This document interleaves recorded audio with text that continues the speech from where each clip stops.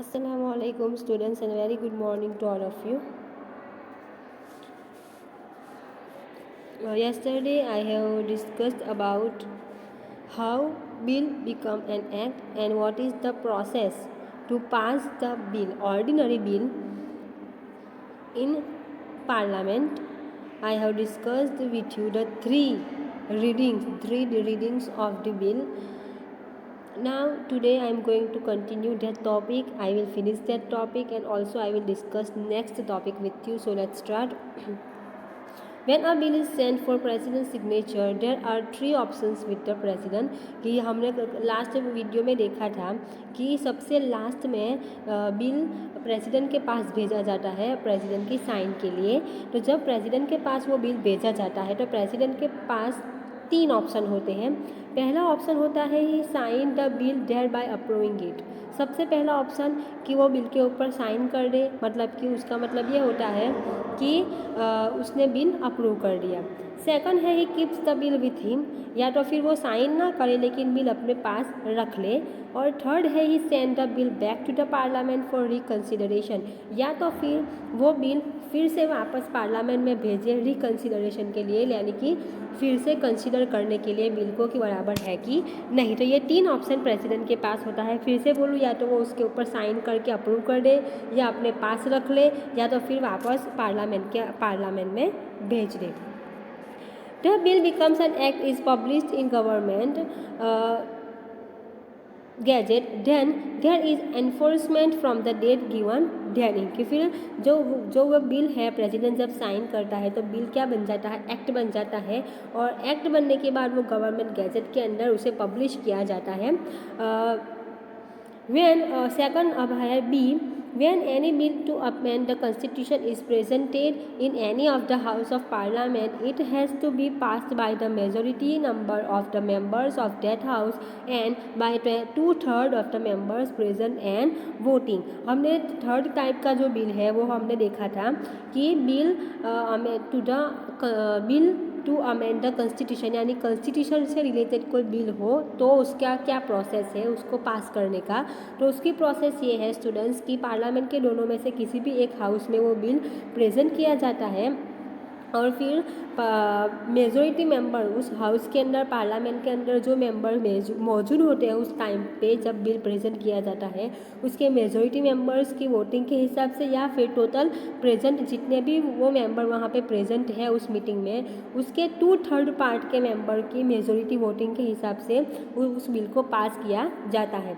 If a bill pertain to any matter related to the centre और the state, it requires permission of more than half the legislative assemblies of the state. अगर वो bill या तो किसी state से related हो या फिर सेंटर यानी कि सेंट्रल गवर्नमेंट से रिलेटेड हो, तो फिर ये प्रोसेस है कि दोनों में से कोई भी बिल हो या फिर स्टेट से रिलेटेड हो या सेंटर से रिलेटेड हो, तो असेंबलीज ऑफ द स्टेट की जितनी भी असेंबली है, लेजिस्लेटिव असेंबली है, उसके हाफ मेंबर्स की परमिशन ज़रूरी होती है.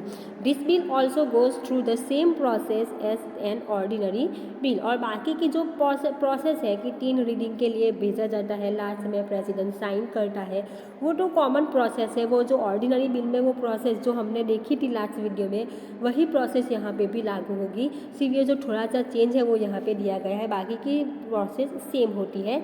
अब सी यानी कि थर्ड टाइप का जो बिल है, procedure subject to money bill. Money bill यानी कि बजट, जो बजट पास होता है ना, इन शॉर्ट की मनी बिल यानी गवर्नमेंट का मनी से रिलेटेड जो बिल होता है, कितने पैसे आएंगे, कहाँ खर्च हो गया, एक्सेट्रा एक्सेट्रा, बजट.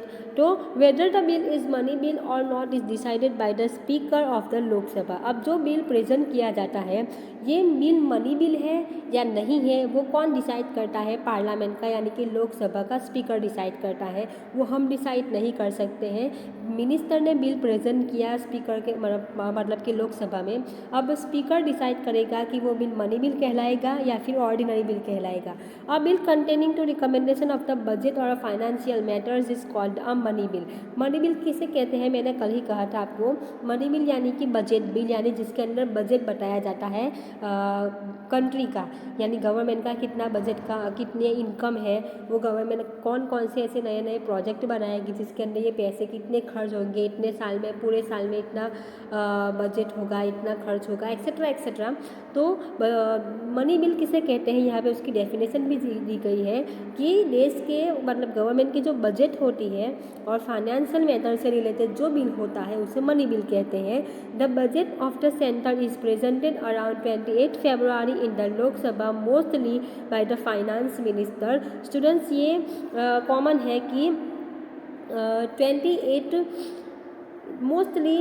28 फरवरी को, एवरी ईयर 28 फरवरी को फाइनेंस मिनिस्टर जो है हमारे देश का, वो हमारे देश का फाइनेंस मिनिस्टर एवरी 28 फरवरी को सेंटर में यानी कि पार्लियामेंट में हमारा बजट प्रेजेंट करता है। All the money bill are first presented in the Lok Sabha which passes through the following process। और जितने भी मनी बिल होते हैं जो फाइनेंस मिनिस्टर प्रेजेंट करता है वो लोकसभा में प्रेजेंट होते हैं और फिर नीचे जो दी गई है उस प्रोसेस से वो मनी बिल पास होता है और फिर बन के एक्ट बनता है।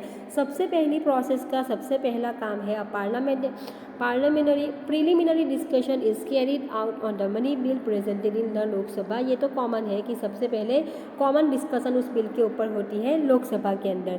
सेकंड है the expenses mention in the budget are discussed upon. सबसे पहले ये बजट है यानी कि मनी है तो उसके अंदर मिनिस्टर ने लिखा होगा कि इतने पैसे इस प्रोजेक्ट में खर्च होंगे, इतने पैसे यहाँ पे खर्च होंगे, तो उसके ऊपर डिस्कस किया जाता है कि बराबर है कि नहीं है। The finance minister presents all the numeric detail of the budget in the parliament. और फाइनेंस मिनिस्टर ने ये बिल प्रेजेंट किया होता है तो उसकी जिम्मेदारी होती है कि फाइनेंस मिनिस्टर पार्लियामेंट के अंदर पूरी की पूरी न्यूमेरिकल डिटेल यानी नंबर वाइज के इतने पैसे मतलब कि इतनी रुपीज़, इतने हज़ार या फिर इतने लाख रुपीज़ यहाँ पे खर्च होंगे, तो नंबर वाइज रुपीज़ वाइज वो यहाँ पे पार्लियामेंट के अंदर डिटेल में सब कुछ बताता है। थर्ड है all the ministers like agriculture, science, defence, trade minister, business and human resources department etcetera puts forth their demands in front of the Lok Sabha and then the voting is carried out to get permission of demand. Third में क्या होता है, agriculture, science, defence, trade, business, human resources, जितने भी अलग अलग field के minister होते हैं वो हर एक मिनिस्टर जो है वो क्या करते हैं, अपनी डिमांड रखते हैं। फोर्थ देयर डिमांड, अपनी डिमांड रखते हैं लोकसभा के आगे और फिर वोटिंग करने के बाद उनकी डिमांड को परमिशन मिलती है, मतलब डिमांड दी जाए नहीं दी जाए उस सब के बारे में डिस्कस किया जाता है। लास्ट है sources of income and taxes are separately presented in the budget and both are to be separately approved. और बजट बिल के अंदर क्या होता है स्टूडेंट्स, बजट के अंदर फाइनेंस मिनिस्टर ने टैक्सेस के कहाँ से उन्हें टैक्स मिल सकता है, इनकम के तौर पे कहाँ से टैक्स मिलेगा वो उसकी अलग लिस्ट होती है। और दूसरे इनकम के सोर्स जो है यानी देश में से दूसरी कौन कौन सी ऐसी सोर्सेस है जिससे गवर्नमेंट को इनकम मिलेगी वो अलग, दोनों अलग अलग प्रेजेंट किए जाते हैं बजट बिल के अंदर, अलग अलग बताए जाते हैं और उन्हें अलग अलग अप्रूव भी किया जाता है, साथ में जॉइंट नहीं किया जाता है। तो ये है प्रोसेस बजट बिल की। आगे है the bill approved in the Lok Sabha first is sent to the Rajya Sabha for recommendation. आगे क्या होता है कि लोकसभा के अंदर जब ये बिल अप्रूव हो जाता है मनी बिल तो उसे राज्यसभा में रिकमेंडेशन के लिए भेजा जाता है। The Rajya Sabha has to return it to the Lok Sabha with necessary recommendation within 40 days.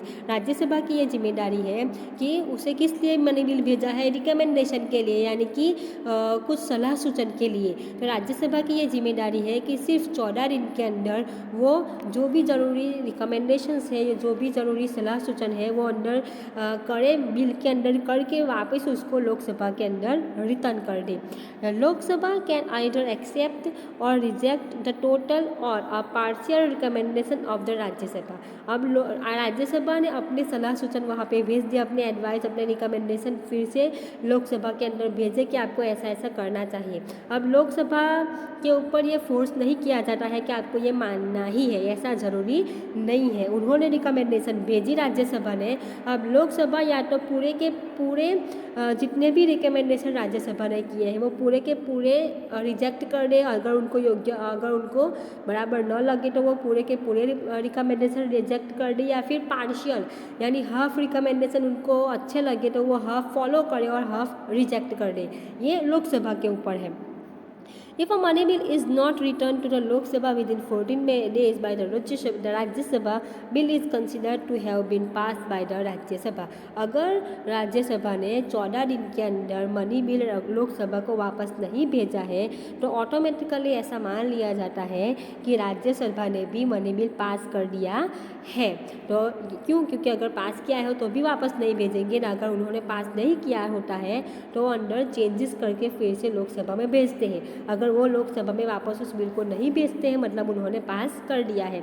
If the Lok Sabha accept the recommendation of the Rajya Sabha, bill is considered to have been pass by both the houses of the parliament. अगर Rajya Sabha recommendation के साथ लोकसभा में जो bill वापस भेजती है और लोकसभा सभी के सभी रिकमेंडेशन एक्सेप्ट करती है और उस रिकमेंडेशन अंडर करके बिल पास करती है, तो ऐसा मान लिया जाता है कि दोनों हाउसेस ने बिल पास कर दिया, यानी राज्यसभा और लोकसभा दोनों ने बिल पास कर दिया।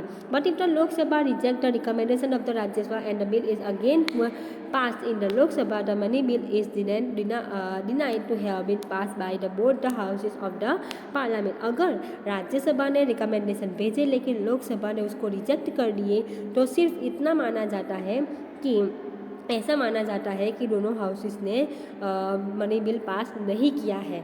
Hence in the matter of the money bill the Rajya Sabha has limited power. तो अगर हम मनी बिल की बात करें, तीन टाइप के बिल होते हैं हमने देखा, तो ये थर्ड टाइप का जो बिल है मनी बिल, अगर इसके पॉइंट ऑफ व्यू से हम बात करें तो मनी बिल के अंदर अगर हम राज्यसभा की बात करें तो राज्यसभा के पास बहुत ही लिमिटेड पावर्स होते हैं, इतने ज़्यादा पावर्स नहीं होते हैं, सिर्फ और सिर्फ मनी बिल से रिलेटेड। हाँ, दूसरे बिल में तो उसका पावर होता है लेकिन यहाँ पे राज्यसभा का इतना पावर नहीं होता है। तो ये था स्टूडेंट्स मनी बिल, तीनों के तीनों बिल्स के बारे में प्रोसेस हमने देखी कि बिल कैसे प्रेजेंट किया जाता है, उसकी क्या प्रोसेस होती है पास करने की।